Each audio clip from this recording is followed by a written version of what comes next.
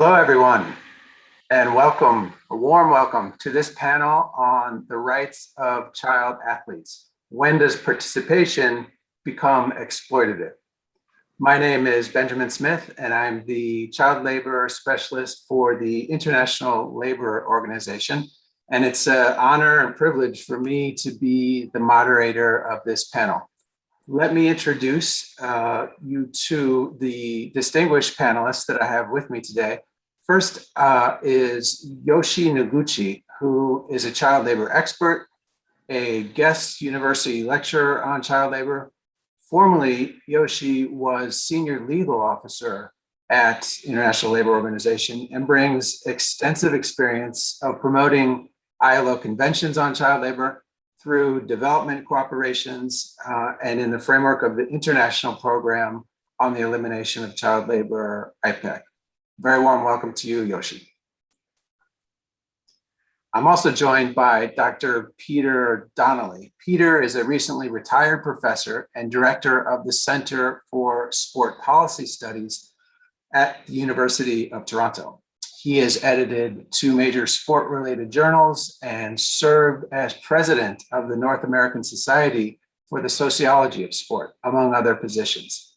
Peter has been researching human rights of athletes, including child athletes, for decades, literally, and brings a wealth of experience and knowledge to our panel. So warm welcome to you. Lorena Bright is the founder and executive director of Mission 89, a research, education, and advocacy NGO that addresses child trafficking in sport. Through grassroots and digital campaign initiatives, Mission 89 raises awareness of the trafficking among youth and promotes policies which create a safe pathway for youth in pursuit of a professional career in sports. Lorena has a long history in sports management and administration, and it's very much a pleasure to welcome you, Lorena, to our panel. Last and certainly not least, I'd like to welcome Jean-Claude Mvouamine, who is a former professional football player, in fact, played internationally for the Cameroon national team. Jean-Claude is the founder of Foot Solidaire, which is an international federation for the protection of young footballers. He's a recognized expert in the field. He's won numerous awards for his work and has collaborated with a wide range of organizations to advance child protection in football. So let me get us started today by noting that we all recognize and know that sport contributes to the realization of the rights of millions of children who take part, including rights related to the physical, mental, social, educational, and emotional development. It provides them with opportunities to develop their confidence and self-esteem, and a range of important life skills, including those related to self-discipline and teamwork. However, across the globe and across a wide range of sports, we hear increasingly from adults who have come forward to disclose how their rights were violated as child athletes. This is particularly so amongst elite athletes for whom intense pressure to make it as an elite athlete can make them more vulnerable. Of course, non-elite child athletes are also affected. And there's no doubt that for every case of abuse that makes a headline, there are many others that we never hear about. So what kind of situations are we talking about? Well, long and excessive hours of training, separation from their families, sometimes at the expense of education, intimidation and physical, psychological, and sexual abuse, trafficking, which we'll go into during the panel, under the pretense of gaining access to sport opportunities. It can be psychosocial stress that causes high rates of burnout and mental health issues for young athletes. Conditions generally that have a negative effect on children's right to education, protection, family life, leisure, play, and health. Harassment about weight that's resulted in lifelong eating disorders, and then, economic exploitation and commodification of children by unscrupulous actors, agents, coaches, and in some cases, their own parents or guardians. So clearly, there's an urgent need for greater child protection in sport. Effective regulation and strengthened mechanism for detection, prevention, and remedy is key as a way to ensure that the independence of sport does not result in a sort of gray area where children's rights can be abused with impunity. Grievance mechanisms have a critical role to play, but there are real challenges. Children who don't necessarily know their rights and who are vulnerable to reprisals are probably the least likely to speak up. And we know this from working on a broader child labor agenda. In sport, the huge power imbalance between children, child athletes, and coaches, trainers, sport bodies just increases the challenge. So sports organizations are certainly grappling with how to better protect child athletes. Some international sports federations, national sports bodies, and a few states have begun to take actions to address some of the concerns. Among those actions that they've taken are consultations, investigations, studies, the establishment of integrity units, and reviews of their regulations. So one of the questions we'll look at today is, can labor law and international labor standards play a part? We've seen some early signs of this, and a recognition that children's right to be free from child labor is actually relevant to their participation in sport. France, just to provide an example, requires individual permits for work, not only for categories like child actors, but also for participation in esports, a rapidly growing industry. In Norway, police may authorize children under the age of 13 to be employed in the performing arts and similar activities, including sports events. So we're starting to see a shift and a recognition of the linkages. And labor law and labor administration is a powerful lever because child labor is prohibited everywhere. In fact, ILO Convention 182 on worst forms of child labor became the first convention in ILO history to reach universal ratification just last year. And its implementation is not only up to labor inspectorates, but it also includes police, judicial systems, ministries of education, and even community level committees have a role. Tripartite national action plans against child labor are on the books in dozens of countries in every region. And at the global level, the ILO reviews the application of child labor standards. It's a kind of accountability mechanism that's linked to an extensive development cooperation program to help countries implement the conventions. So the links are clear. 2021 has been named by the UN International Year for the Elimination of Child Labor.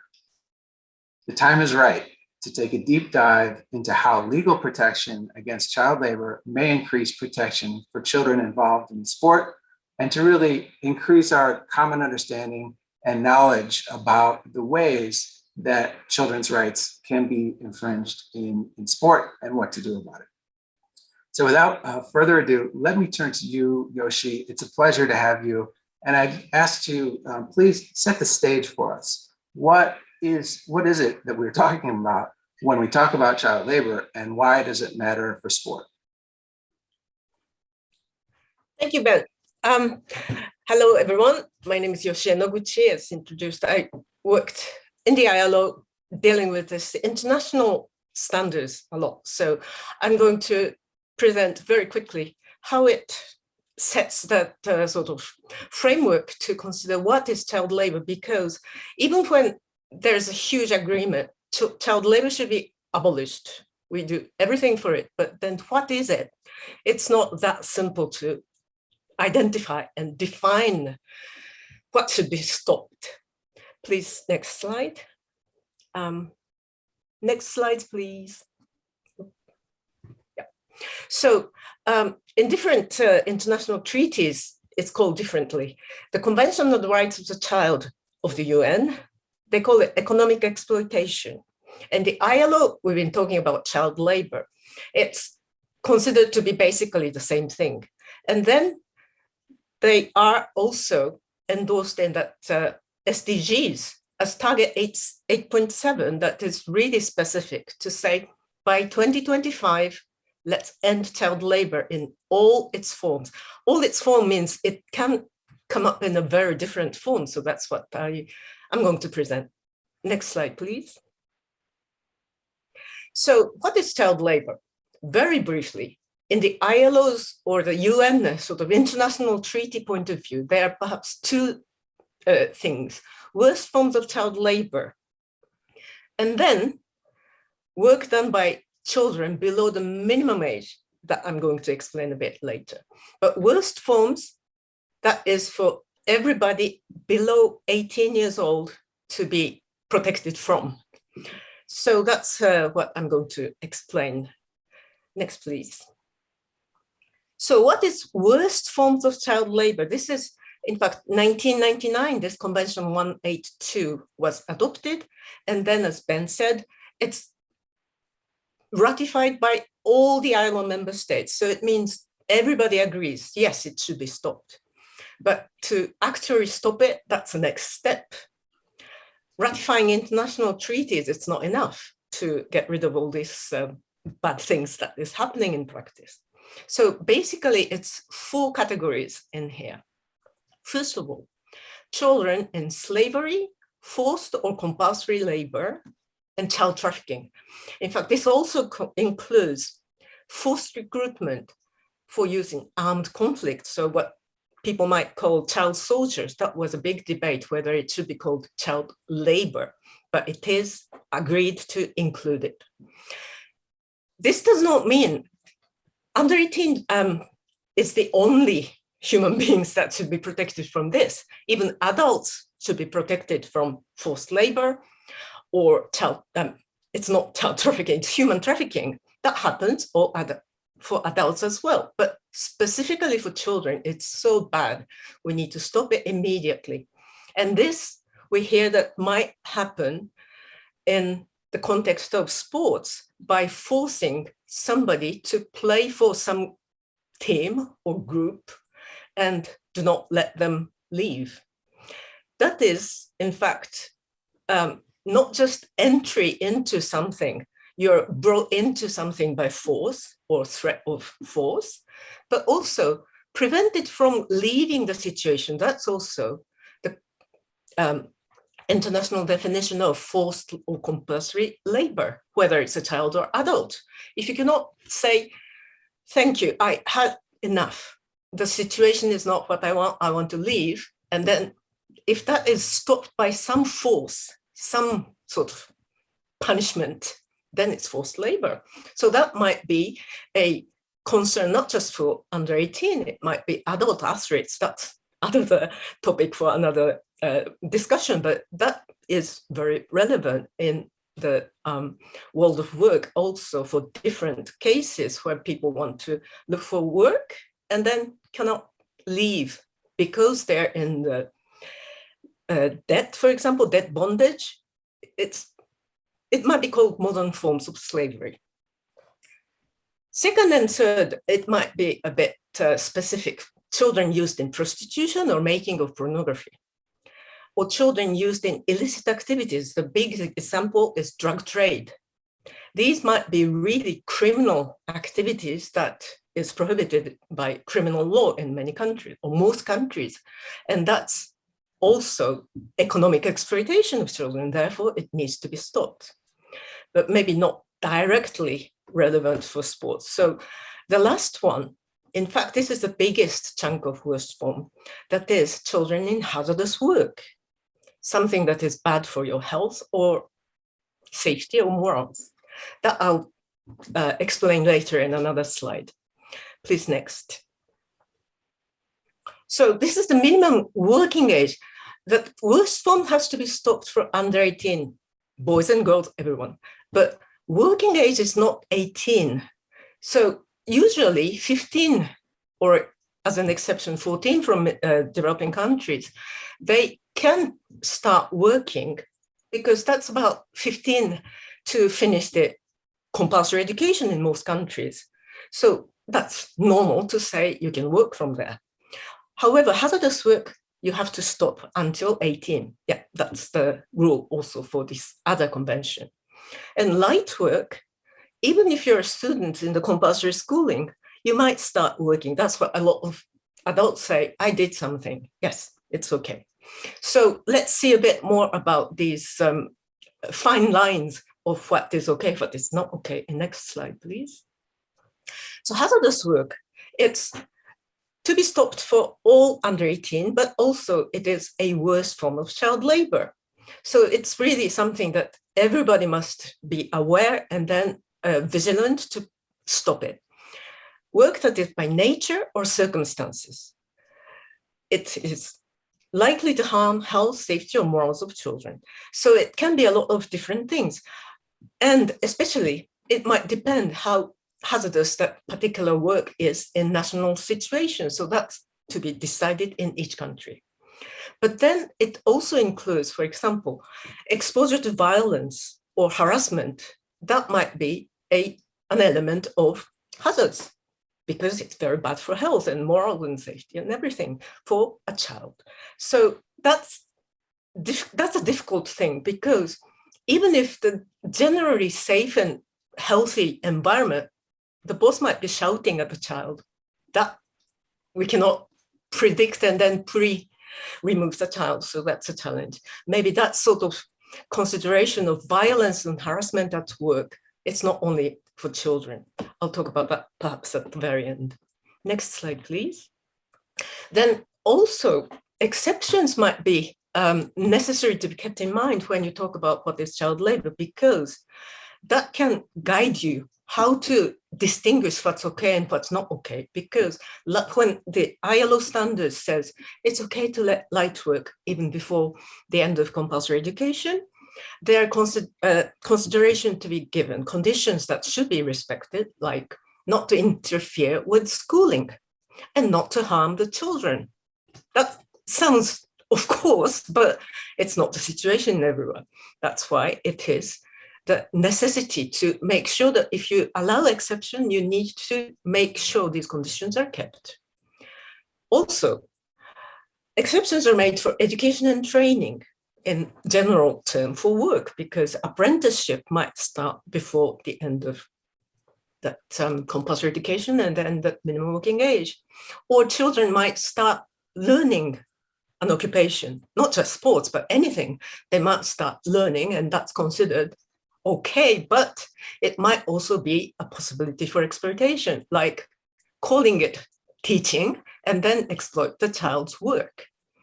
Another important exception might be artistic performances, like children who appear in theaters or performances, or even in commercial advertisements, filming, that sort of appearance. It's not easy to say, here's the minimum age. It should be by individual permit to make sure that children are protected. It might be a baby that appear in some shows. So that's why these flexibilities or exceptions might need to be brought back as the rules of principle. Next slide, please. So that way, there are gradual sort of introduction to the world of work for children, starting with light work or other general work, but hazardous work has to be stopped until 18. Next, please. So how do we apply these ILO conventions? There was a case about child camel jockeys in the past, where United Arab Emirates had, even though they ratified the convention, there were trafficked children doing that very hazardous work at very young age. So ILO sort of made observation and then discussed also at the case of an ILO conference. And then in the end, the government changed their attitude and then started using robots instead of children. Next slide, please. Yoshi, if I can jump in, I want to thank you so much for that very clear and comprehensive framing of the conventions. I'm aware. A practical example. I'm going to come back to you because I know that you want to speak about violence time is up. Okay, thank you. Yeah, sorry for the interruption, but we do need to move on. And my next speaker is Peter Donnelly. So I'll turn it straight over to you, Peter. What progress have we seen And what, in your view, are the remaining challenges? Good morning. I'm waiting for my slides. Thank you. We can come back to this question at the end, and if you could go to the next slide, please.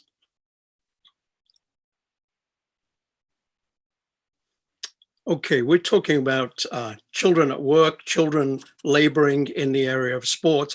When we refer to child labor in sport, we recognize for some time that this is not exactly the same as the worst forms of child labor.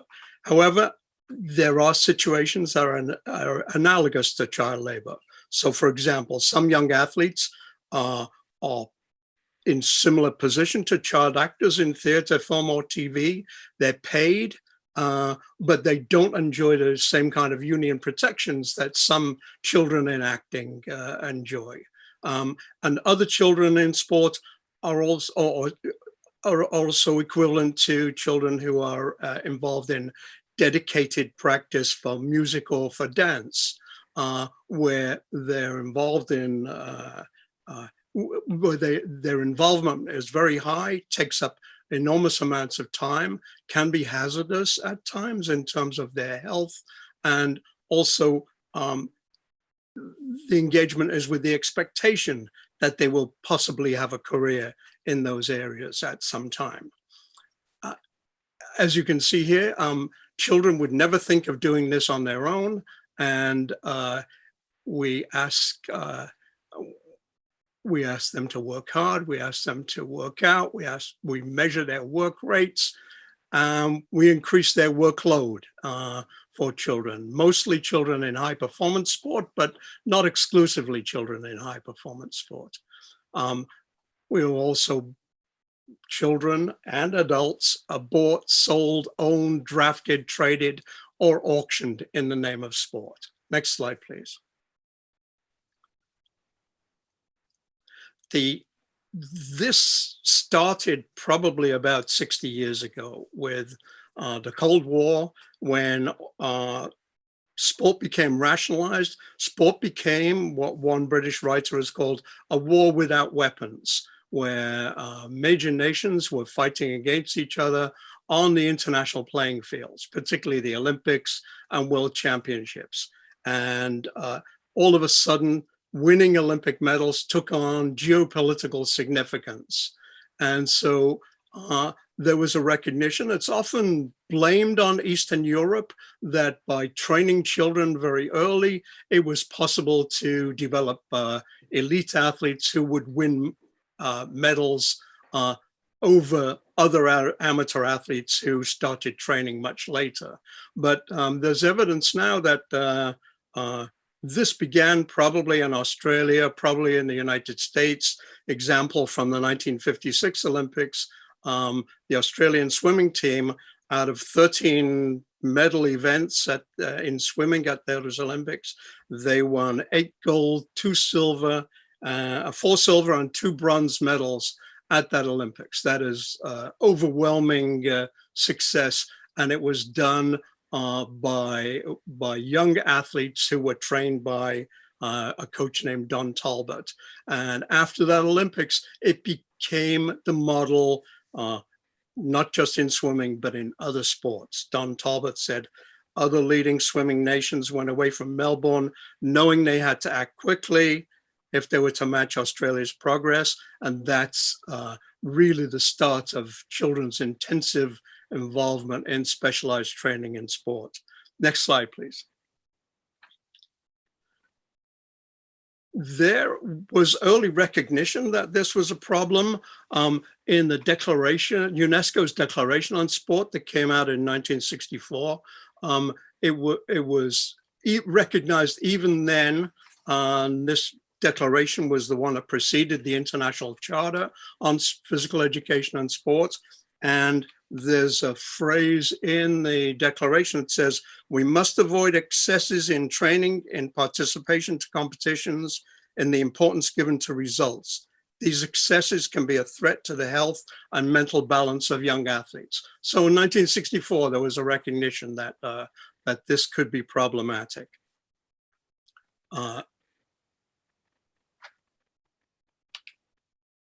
the first real recognition in the academy was from German academics. Eric Goldbach said the laws prohibiting child labor obviously do not apply to athletics, and he said this in 1977. And in 1976, Hans Ulrich said the question arises as to whether competitive sport does not, to some extent, mean prohibited work for children. And Omagrupa came up with the first real list of this. Next slide, please. He said children are not permitted to be children, denied important social contacts. And you can read the list, but I wanted to say that with the idea that children are not permitted to be children, in just about this same year, 1985, I did my first case on what I became work on human rights and child labor in sport. And it was a young woman I met who was recently retired from figure skating, and she was a top-level figure skater in Canada. And she told me that she had lost her childhood and her adolescence due to her involvement in figure skating.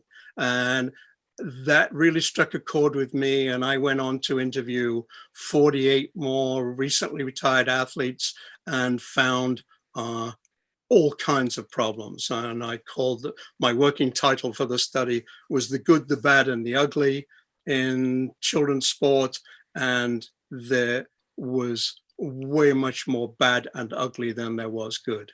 Next slide, please. So the Cold War started this, but by the late 1960s, international television was becoming involved, and there were the first appearance of major international sponsors such as Adidas in sports. So the money element of this had started, and by the end of the Cold War, 1989, rationalized sport was also commodified sport.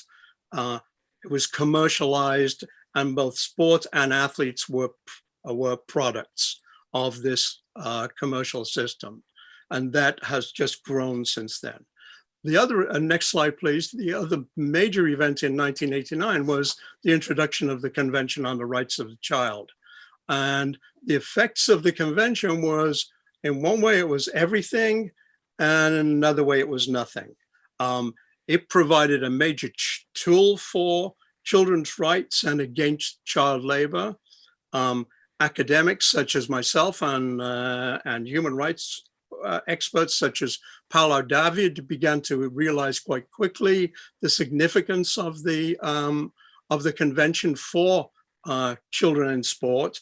But the only evident change that was this early was after the 1992 Barcelona Olympics, where the IOC and gymnastics, the International Gymnastics Federation, were forced to introduce age limits for competition at the Olympics, and figure skating followed shortly after that. Next slide. If I could ask you to pick up the pace just a little bit. We're close to the end of the time for your session. I'm just wrapping up now. And so child labor in sport goes into hyperdrive with the commercialization of sport. We have the trafficking of children, the appearance of academies, which you'll hear about in this session, drafting of 14 to 16-year-olds into professional ice hockey, abuse, overwork, burnout of children in sports, with some very prominent examples in sports such as tennis. Only in the last few years has the possibility of any real change appeared on the horizon, and we'll be discussing this later. Thank you. Thank you, Peter. I mean, what a fascinating overview, and a reminder that this isn't anything new on the agenda, that it has been a topic of much discussion for quite a long time, but quite sobering, the understanding that we're just now starting to see some progress. So thank you very much for that. Now I'm going to turn to Lorena. Lorena, please, we'd love to hear some of your insights as a really action-oriented leader of an NGO right at the forefront of things. around these issues around youth protection and particularly in academies. So over to you, Lorena. You're on mute, Lorena.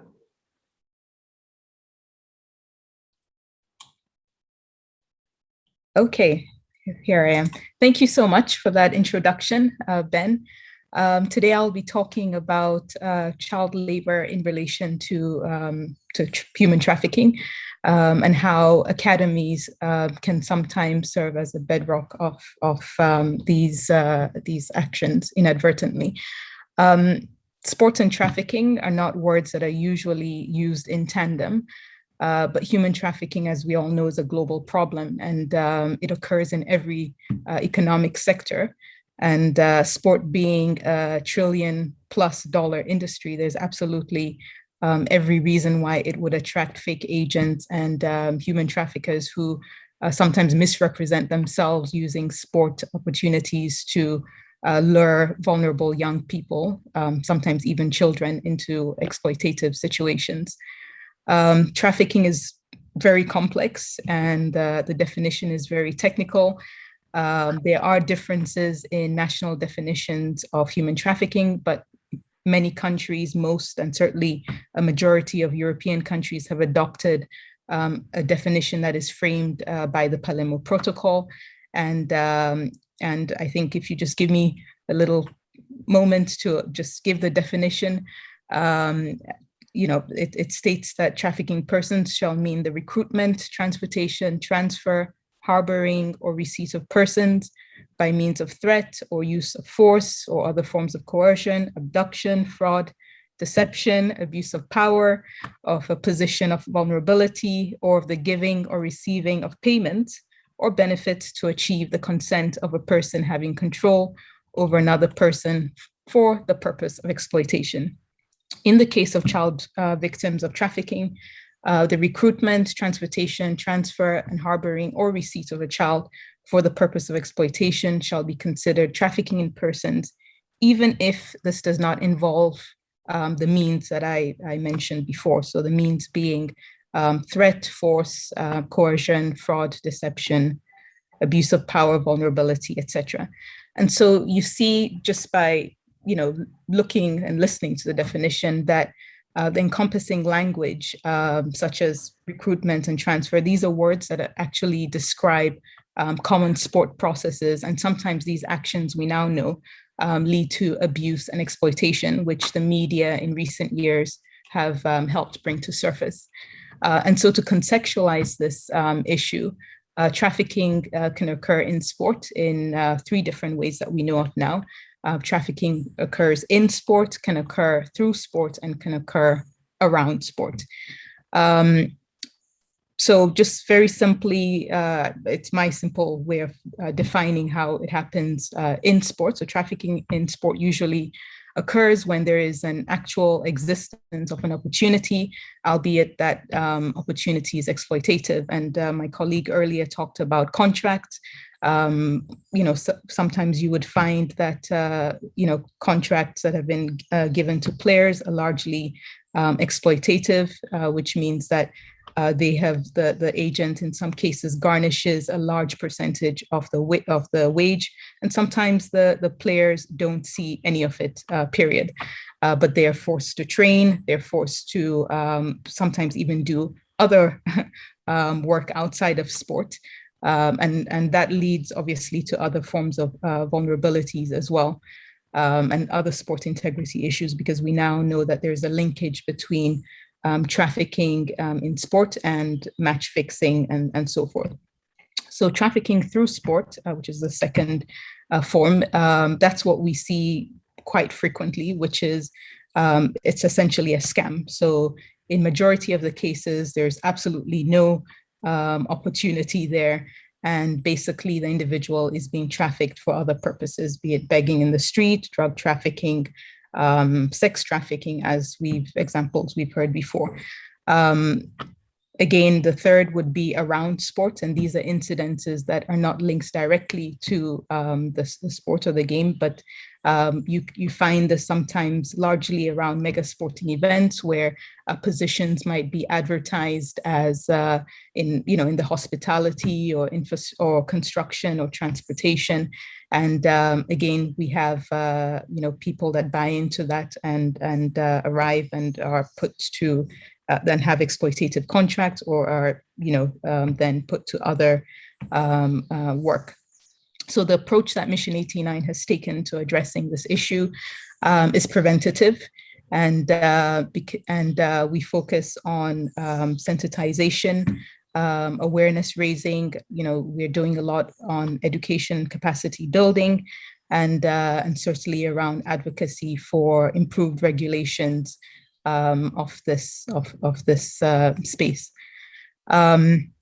Human trafficking, as we all know, is a multi-stakeholder issue, and so our approach again is to work through partnerships, and some of those partnerships include, for example, working with Facebook. We're safety partners of Facebook because a lot of the recruitment and grooming, as we also know, happen on these social media platforms. So we have a dedicated channel to report such incidences. We also work with law enforcement because obviously this is a criminal activity, and we prefer to stay on the prevention side, but nevertheless we've worked on projects with a project with Interpol, which was launched 2 months ago, which will have significant impact around mega sporting events and securing those areas and alerting law enforcement officers during these particular events. We have another, we also have other partnerships. Very recently, we're working with the Commonwealth Parliamentary Association, UK, ahead of the Birmingham Games next year, in order to sensitize parliamentarians, because obviously there needs to be legislative change, and I think governments and sporting bodies need to work hand in hand in order to again prevent the forms of exploitation that we're seeing. So a question that we get asked a lot is how big is the issue and which sports are affected. Data is a huge challenge, and because for the obvious reason being that we're dealing with hidden populations, and there are many individuals that are in this situation that don't even know that they've been trafficked, right? So there's a 15,000 per year figure that floats around, that 15,000 football players are trafficked from West Africa into Europe. But in my view, I don't know where this, but in my opinion, that's just a tip of the iceberg, basically. You see this across different sports. So football is obviously where a lot of the evidence that exists now comes from, but it also occurs in basketball, athletics, baseball. And of course, we heard earlier about camel jockeys and so forth. And in each of these sports, it manifests differently. But the key elements of trafficking exist in each. Next slide. Oh, actually, I think go to slide 4. Sorry. So in terms of I'll just go straight to the academies, and I think one thing that we need to look to understand is this issue is largely focused around young talent, and primarily those from the global south. We've seen that who look to the success cases that we have seen through the Didier Drogbas, the Mohamed Salah, and the Sadio Manes, and young people see the opportunity to improve their economic situation and social mobility, and really use sport almost as a migratory path into Europe or America. And what we're finding now is that academies are without being pessimistic, of course, that the reality is that very few of these young people will make it. But at the center of this dream are academies who play a really an important role in keeping alive the aspirations of young players. The research that we have done so far reveals that there are different tiers of academies, with the most common being the so-called roadside academy, which represents the lowest tier.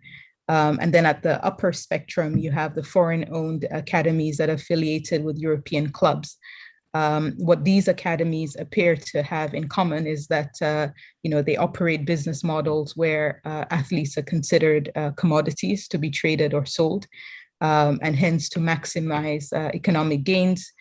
Children, their talent rather, is exploited for benefit and gain. Lavina, I need to break in. I'm sorry to interrupt you again. And unfortunately, we do need to move up because I want to leave time for questions from the audience. We're getting a lot, and I would encourage the audience to continue posting those questions. But before that, we want to hear, and certainly are looking forward to some words from Jean-Claude of Foot Solidaire. And so, Jean-Claude, what is your perspective on these issues? Please talk to us about the work of your organization and your viewpoint. Thanks. Thank you for introducing me, Benjamin. Thank you. I would like to thank the Center for Sport and Human Rights, which allowed me to participate to this Sporting Chance Forum 2021 on behalf of Foot Solidaire. I think this conference is very important for the development of sport in general and the well-being and development of young athletes in particular. I was offered to talk about measures to combat abuse of minors in sports. My point is about the trafficking and exploitation of young players, a form of abuse, but I will focus on the case of young African footballers. My colleague Lerina talked about the context, so it will be very easy for me. I probably won't have the time to talk about abuse in other sports, like rugby, basketball, or even women's football. But the measure I will discuss can be applied to these sports. What is the situation today? You have the rise of football economy disconnected from social reality. In Africa, young people see football in Europe as a means of rising up the social ladder. Increase of non-official intermediaries since the removal of licensing requirement for sport agents in 2015. The human trafficking we talk about of underage players who, in the hope of a career in Europe, fall into hands of unscrupulous people. The young people find themselves in precarious situation in Europe. Others are deported to their countries of origin in the shame of failure and debt. I can give you some partial statistic. You have 15,000 minors living in West Africa each year for Europe for football purposes. 1.5 million young people train in football academies with a migration project to Europe. 90% of young players are not licensed to clubs. 80% of academies are not affiliated to their local FA. Actually, Foot Solidaire is, we are running local association in 20 countries in Africa. And with about 350 academies registered in Foot Solidaire, you have this figure. 80% of academies are not affiliated to their local FA. You have the African players' average age of expatriation, which is 18.6 years. European is 21.40 years old, and Latin American players migrate at 22.3 years old. Fighting against the trafficking of players from Africa to Europe is a very, very huge task because it implies dealing with political, economic, judiciary, and cultural issues, both at local and global levels. It requires the commitment of all the stakeholders in international and national levels, as well as discussing historical debt, migration issues, and changing how local communities view the tempting opportunity to send children abroad for an international career. European football offers better opportunities. It is legitimate for young talent from the global south to see it as an opportunity for development. These migrations are an opportunity for the host countries, the countries of origin, and the young athletes themselves. On the other hand, it is necessary to fight against the abuse associated with these migration, problems of school dropout, illegal migration, abuse on vulnerable situation, trafficking, and economic exploitation. For more than 20 years now, institutions, government, football bodies have played a major role in taking measures for the protection of minors in football. But the process is long and slow. Political time is not the time for organizations such like Foot Solidaire or Mission 89, which are always in a hurry. The most important measure taken these 20 years was taken by the European Council in December 2000, which adopted the Declaration on the Specific Characteristic of Sport and its social function in Europe to be taken in account in the implementation of common policies. You had also Bamako Declaration in December 2000 denouncing illegal transfer carried out in unacceptable conditions with regard to human rights and freedoms.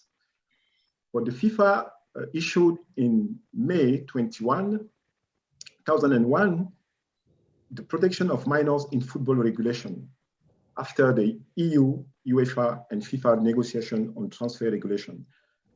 It was prohibited international transfers of minors under 18, but with 3 exceptions. There is the problem.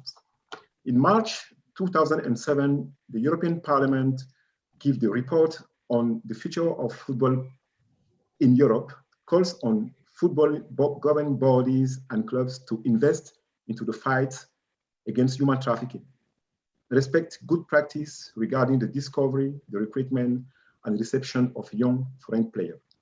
The Council of Europe issued some recommendations about the protection of children and young sportsmen against problem linked to migration. This was in September 2012. An important measure that affects young players was recently in 2020, the ILO Convention on the worst form of child labor, which obtained universal ratification after ratification by the Kingdom of Tonga. That was very, very big success, and we hope that this will be taken in account in football regulations, in sports policies. About measure, you have upstream measures to prevent the trafficking, information and education of young players and families, awareness campaign, of course, dissemination of good practice to academies, what is Mission 89 are doing. That is a very wonderful job. The most numerous problems are coming from academies, the small academies, not the big academies. We have also the support of young athletes on social level, employment, vocational training, health reclassification.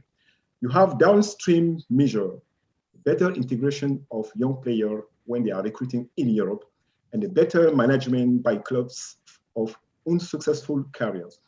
You must, of course, prosecute the traffickers, but lawsuits don't always work. The first big challenge is to change mentalities and practice in Africa, in the countries of origin. The failure of the sports project should no longer be synonymous with the failure of the life project. That's why Foot Solidaire offers from 2022 a Foot Solidaire label, which aims to secure the career of young players from countries of origin to host country, and the establishment of a stability allowance for all African footballers under 21 to stabilize them, because you need to stabilize young players in Africa.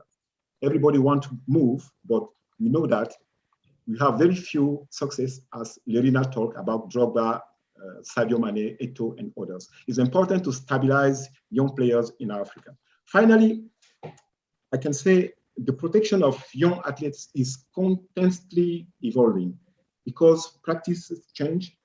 The perpetrators of bad practice change strategies. Society and sport also evolve. If there is no quick action, if we don't anticipate, we are lagging behind the traffickers, and generations of young people pay the consequence. I will respond to your question. Thank you. Absolutely, you did, Jean-Claude. Many thanks for that really incisive presentation that reminded us that when you're dealing with political time, sometimes it's not in sync with human rights and the urgency of acting with immediate responses to children at risk.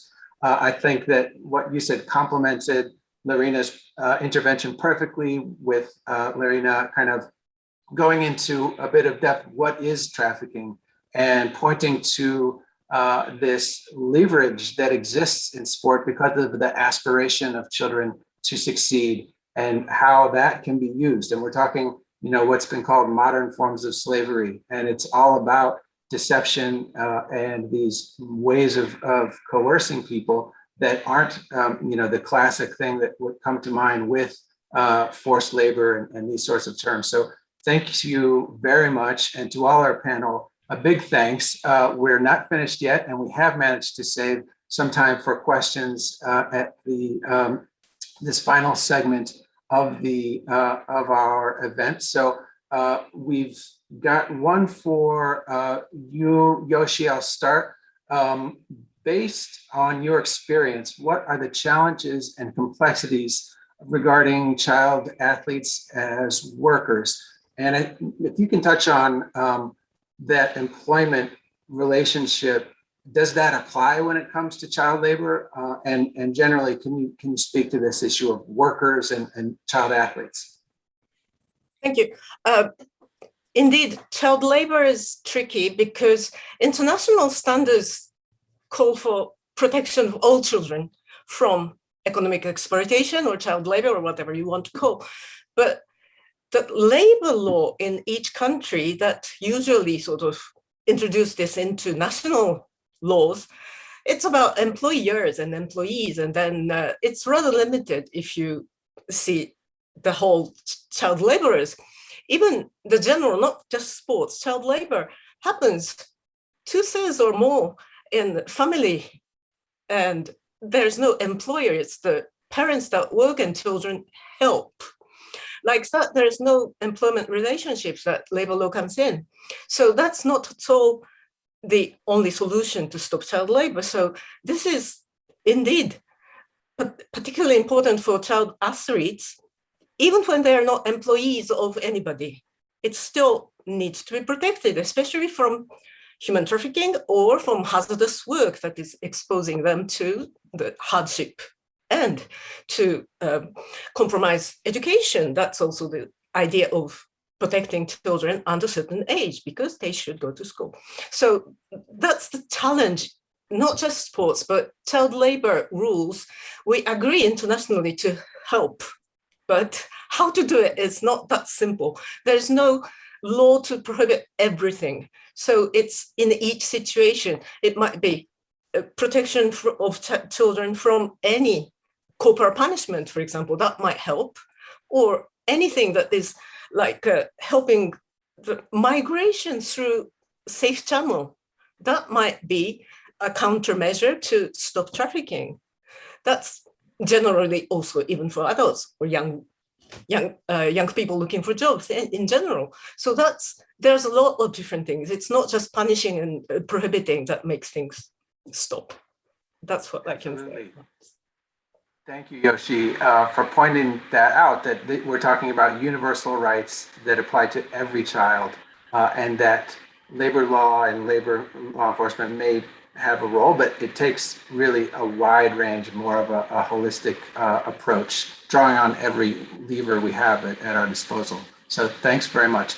Peter, we have a question for you, and if this has been recognized as a problem since the 60s and even before, why so little progress? What has prevented us from making steps forward to greater protection for child athletes? I think one of the key problems has been the autonomy of sport. That autonomy make sport independent of legal systems, even in their own countries, and they have been able to, in a similar way to the Catholic Church, they've been able to keep a silence about the abusive practices that have been taking place in sport. And the athletes have been intimidated because their whole potential career depends on staying in favor with the sport organization. And if they are out of favor, there are many more potential athletes who are waiting to take their places. So it really has been a terrible situation. But that situation is opening up, and I think two key things are happening now. One is a real growth in athletes' rights concerns, and to some extent, some athlete political power. And the other thing is the huge publicity about cases of historical abuse, which is leading more and more adult athletes to speak about the abuses that they suffered as children. And those two things are having increasing pressure on international sport organizations to begin to attend to these matters. Yeah, well, makes me think that the center has done well in putting together the agenda for this event, because voice of athletes and the role of media and journalists are front and center on the agenda. And it's so interesting to hear you point to those elements as keys to this emerging progress on the issue. Lorena, I want to come to you, and we don't have much time, but would love it if you could briefly respond to a question from the audience. How do you perceive that sports academies, especially in the global South, could better provide protection from physical and emotional abuse, harassment, unethical contracting? I think that there needs to be increased oversight, both by government, but as I said, also by sport governing bodies. And there needs to be somewhat a baseline safeguarding framework for academies. And that can be driven by, by sport governing bodies, but indeed Mission 89 has put together a working group, and I invite all the colleagues here as well, if they would like to join towards the development of an academy toolkit with the aim of creating some guidelines that can help sport academies, have a safe space, create safe spaces. Thank you so much. And I think, this growing sort of body of resources and guidelines that are coming out are really, really helpful and important because, new territory for a lot of sports organizations, human rights, and how to grapple with these and protect children in particular. Jean-Claude, let me come to you. And we've got a question from linked to your experience as an athlete and then subsequently with Foot Solidaire. If you can tell for us the one or two most important measures that can be taken to protect athletes from trafficking.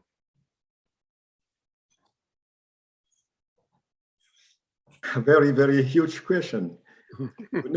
Particularly in the global South, we have a very important point is the development of sport on these countries. And you have the social situation of families and young players. Everybody wants to move to Europe. That's why Foot Solidaire is, we try to convince people, organization and the states to give a better social monitoring of young players. Now in Africa is very, very difficult because government have other priorities. Now with the pandemic is worst because the priorities is the health, the general health education of the youth. You have unemployment of people. So football, sport is very few, is not the priority.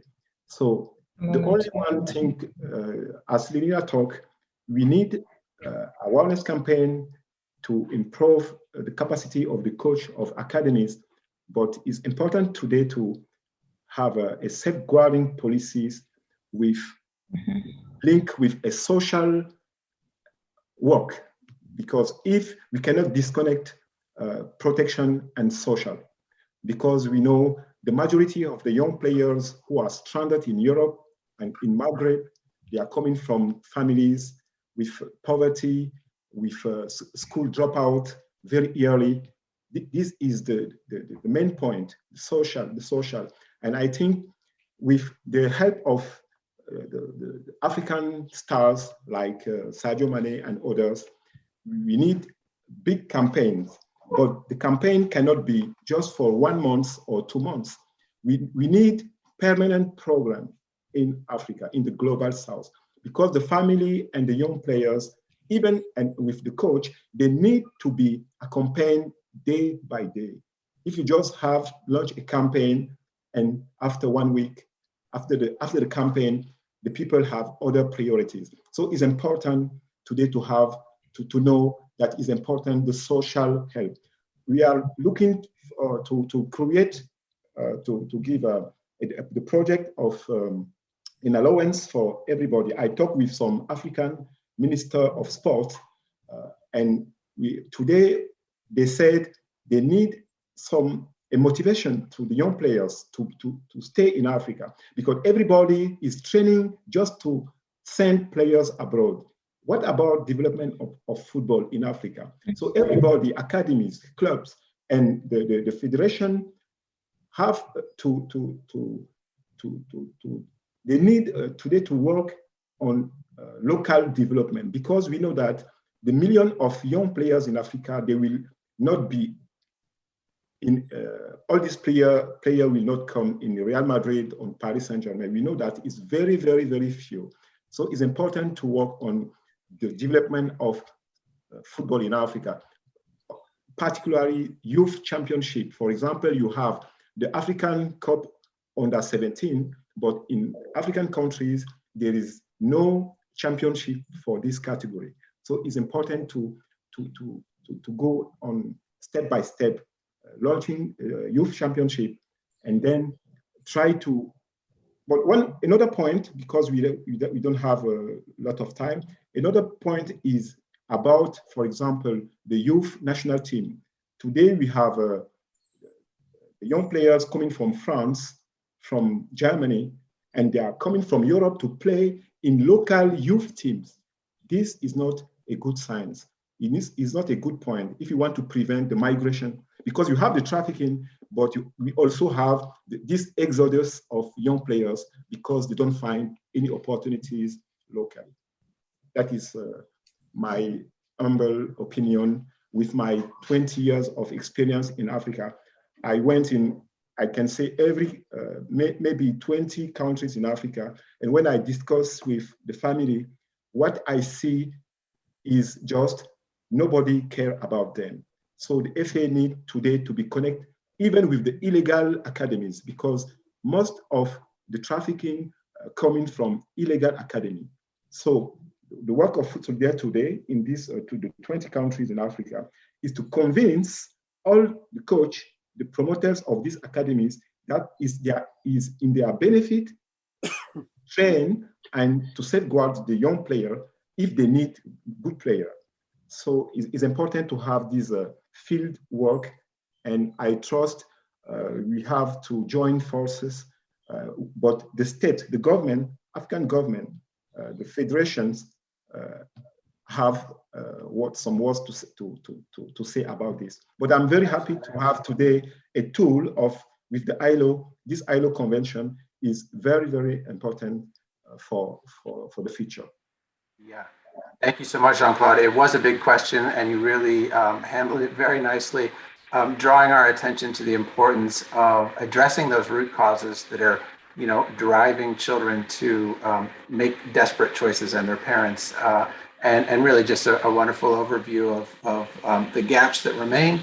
And well, it just remains to me, because we are very close to being out of time. We've gone over time, to give a huge thank you to our panel. We've had an overview of the legislative framework. We've heard practical experience on the ground We've heard about the history of this debate, and this debate is really, in a sense, just getting started. So I think, this center will continue to engage proactively with sports bodies, the ILO. We had a global meeting on decent work in sports for the first time last year. So the momentum is building, and your contribution to this panel has been an important part of really raising awareness and kind of establishing a good sort of basis of understanding for what are the keys to making progress on this. So unfortunately, I feel like we could continue to talk for quite some time, but I must wrap up and want to invite everyone to stay tuned for the next panel of the Sporting Chance Forum, which is Forging a Responsible Sport Leadership and Culture, coming up at 4 o'clock European time. So thank you very much, everyone, and have a good day.